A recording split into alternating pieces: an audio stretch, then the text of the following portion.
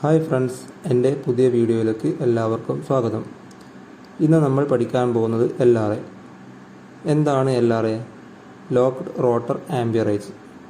അതായത് നിശ്ചലമായിരിക്കുന്ന ഒരു കംപ്രസർ, അത് കറങ്ങാൻ ആവശ്യമായ കറണ്ട്, അതാണ് LRA. LRA എങ്ങനെ നമുക്ക് ടണ്ണേജിലേക്ക് മാറ്റാമെന്ന് നോക്കാം. ഫസ്റ്റ് നമുക്ക് സിംഗിൾ ഫേസ് കംപ്രസറിനെ കാൽക്കുലേറ്റ് ചെയ്യാം.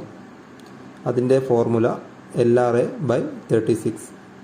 നിങ്ങൾ ഇപ്പോൾ കാണുന്ന കംപ്രസറിൻ്റെ LRA 70 ആണ്. ഇത് നമുക്ക് എത്ര ടണ്ണിൻ്റെ കംപ്രസർ ആണെന്ന് നോക്കാം.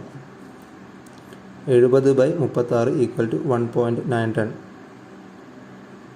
ഇനി നമുക്ക് 3 ഫേസ് കംപ്രസറിൻ്റെ LRA എങ്ങനെ ടണ്ണേജിലേക്ക് മാറ്റാമെന്ന് നോക്കാം. അതിനായുള്ള ഫോർമുല LRA/12 - 1.